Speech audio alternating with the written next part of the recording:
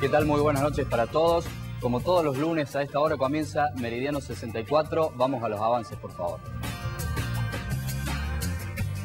A 43 días del cambio de gobierno en la Municipalidad de Córdoba, recibimos en Meridiano 64 al exintendente Rubén Américo Martí. Hoy es parte de los equipos técnicos de Ramón Mestre, que asumirá el próximo 10 de diciembre.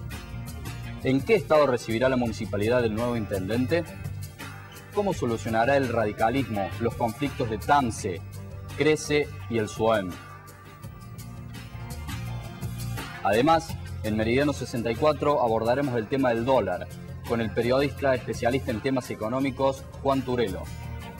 ¿Se disparará el precio de la divisa en el mercado negro? ¿La medida afecta al pequeño ahorrista? Tras la pausa, dialogamos con nuestros invitados.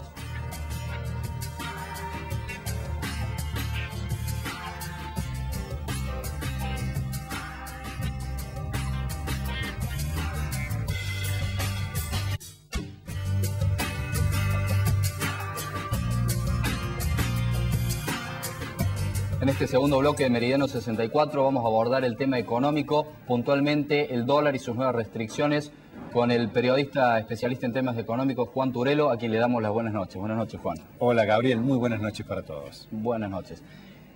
Estamos ante una restricción y muchas trabas a la hora de comprar dólares por parte de la gente, del ahorrista común. ¿Cómo afecta esto a la gente?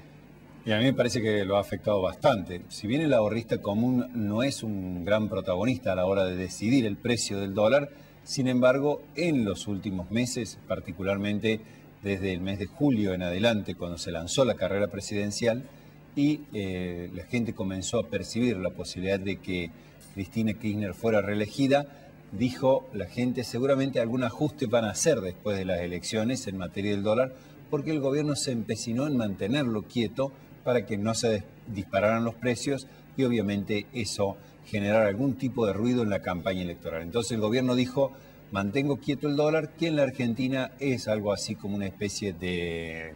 para mantener quieto la inflación, aunque no influye en todos los precios, pero es una especie de señal, de termómetro de muchas actividades. Bueno, cuando uno ve la inflación avanza a grandes pasos y quizá el dólar no ha avanzado a la misma medida. Hay algunos especialistas que dicen que el dólar tendría que costar 8 o 9 pesos para estar equiparado con la inflación. Bueno, la inflación, si uno la mide en este momento, octubre del año 2011 con respecto a octubre del 2010, medida por la provincia de Santa Fe, San Luis u otros institutos que han mantenido cierta independencia del INDEC, tienen un aumento que va entre el 21 al 24%.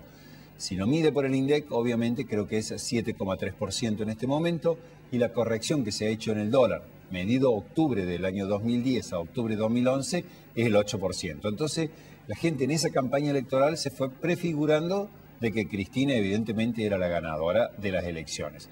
Pasó el 14 de agosto, pasó el 23 de octubre. Entonces, la gente que estaba viendo ese descalce entre lo que era la inflación real y otros precios de la economía, como también salarios, lo que era el gasto público del gobierno, entonces percibió de que iba a haber una devaluación. ¿Qué hizo la gente?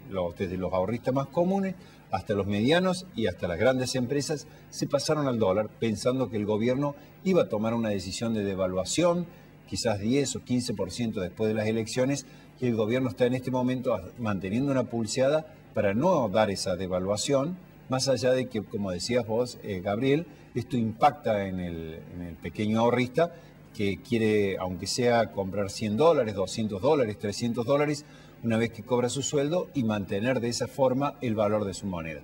La cuestión de fondo, como lo has señalado vos, es el tema precios, es el tema inflación, que ¿por qué acudió al dólar? Acudió para cubrirse. Lamentablemente, ahora el gobierno ha cerrado esa manguera, ese grifo por el cual salían todos los dólares del Banco Central, y en este momento es muy restrictiva la compra, ya sea un ahorrista particular o una empresa jurídica. Creo que el gobierno lo va a ir abriendo paulatinamente para facilitar de que la gente no se traslade el dólar paralelo y el paralelo se convierta en un termómetro o un indicador de ciertos precios de la economía. Cuando uno lee los diarios, ve que en Venezuela existen este tipo de trabas desde hace mucho tiempo y hay un dólar a una cierta cantidad de bolívares en blanco y uno a 3 veces más cantidad de bolívares en negro. ¿puede dispararse de una manera muy disasociada el precio del dólar en negro aquí? No, tanto me parece que no. No, me parece que no conozco bien la realidad de Venezuela.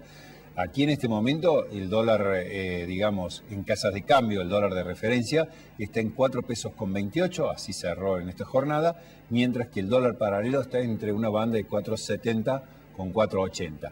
Pero en la medida que esa banda se amplíe, le genera más incertidumbre a la gente y comienza a ser usado como un precio de referencia para determinadas actividades. Uno si va hoy a una casa de turismo y le dice, bueno, quisiera reservar unas vacaciones en Brasil o en Uruguay, o quizás, y si tiene los suficientes ahorros para ir al Caribe, le dicen, bueno, el dólar cuesta tanto, no es los 4 pesos con 28, ni tampoco los precios, los 4 pesos con 80, pero sí está en un término intermedio. Es decir, cuando más se amplíe la brecha entre el dólar que cotiza en casas de cambio, 4.28 en la capital federal, 4.33, 4.32 en Córdoba, con respecto a este dólar paralelo de los 4.70, 4.80, mayor incertidumbre financiera va a haber y más incertidumbre obviamente a la hora de decidir muchos negocios. Juan, ¿puede explicarnos a grandes rasgos rápidamente cuáles son las restricciones, cuáles son los requisitos que hay que cumplir a la hora de comprar dólares en el mercado legal? Bueno, la verdad que es una muy buena pregunta. Yo creo que es casi en este momento la pregunta del millón, porque uno sabe cuáles son los requisitos, que hay que presentarse a una casa de cambio con documento nacional de identidad, con una, digamos, constancia de quill o quit, que eso se saca simplemente a través de internet, etc. Esos serían los requisitos formales. Pero luego todo eso ingresa en el sistema de datos de la AFIP, en el cual hay todas unas cuestiones aleatorias, no se sabe muy bien cuáles son los parámetros y las razones por las cuales la AFIP autoriza a una persona, lo puede autorizar a Gabriel y a lo mejor Juan, que está en la misma condición, no la autoriza. En líneas generales, hasta ahora, los casos de los jubilados y de los asalariados con bajo nivel de ingresos no los estaba autorizando la AFIP. Pero se daban los casos de que autorizaban compras importantes a personas que quizás no tenían semejante respaldo para la compra esa, mientras que quienes tenían un patrimonio importante no podían comprar, a lo mejor digamos 1.000, 1.500. Hay que recordar que una persona que con un patrimonio de 80 millones de pesos no pudo comprar 1.700 dólares, o sea, eso es quizás lo más inequitativo de esto, que la AFIP no ha dicho claramente cuáles son los parámetros por los cuales yo puedo comprar, Gabriel puede comprar y yo no puedo comprar. Entonces eso genera mucha intranquilidad todavía en la sociedad. Es de esperar que esta semana se corrija este sistema que no se sabe muy bien bajo qué parámetros funciona por parte de la AFIP. ¿Qué condiciones son las más convenientes a la hora de regular el mercado? Dejar que el dólar fluya libre, ponerle esta serie de trabas. ¿Qué es más sincero y mejor a la hora de encarar una economía? Bueno, una linda pregunta. Los economistas tienen distintas bibliotecas. Desde Cavallo, que todavía sigue defendiendo la convertibilidad, que es algo que dice era una muy buena razón para eliminar la inflación y las expectativas de inflación en la Argentina. El error fue que el gobierno se endeudó demasiado y en un momento dado la convertibilidad estalló. Hay otros que son partidarios de dejar flotar más libremente al dólar. Lo hizo Chile y lo hizo Brasil, aunque los bancos centrales intervinieron en esos países cuando o se depreciaba mucho el peso o corría el riesgo de dispararse el dólar. En Argentina tenemos un sistema que se llama administrado, que es decir, el gobierno interviene también ahí sin mucha claridad porque en algún momento dado permite que hayamos ido paulatinamente en una devaluación y hubo en otros momentos que se aconsejaban cuando ingresaban dólares al país que permitiera una pequeña devaluación del dólar y que se apreciara el peso y no lo hizo, siempre fue devaluando el gobierno argentino. Hay distintas teorías. En realidad, la política del dólar administrado es una buena política si hubiera criterios a lo mejor muy claros del gobierno que dijeran, bueno, vamos a permitir en este caso que se aprecie nuestra moneda o se deprecie.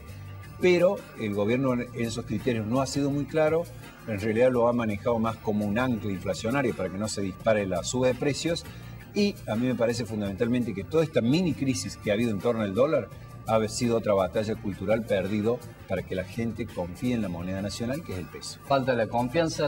Nosotros nos vamos a la pausa. Muchas gracias, Juan Turelo, por habernos acompañado aquí. Muy claras sus explicaciones. Y en el próximo bloque vamos a recibir al exintendente de Córdoba, doctor Rubén Américo Martí. Ya volvemos.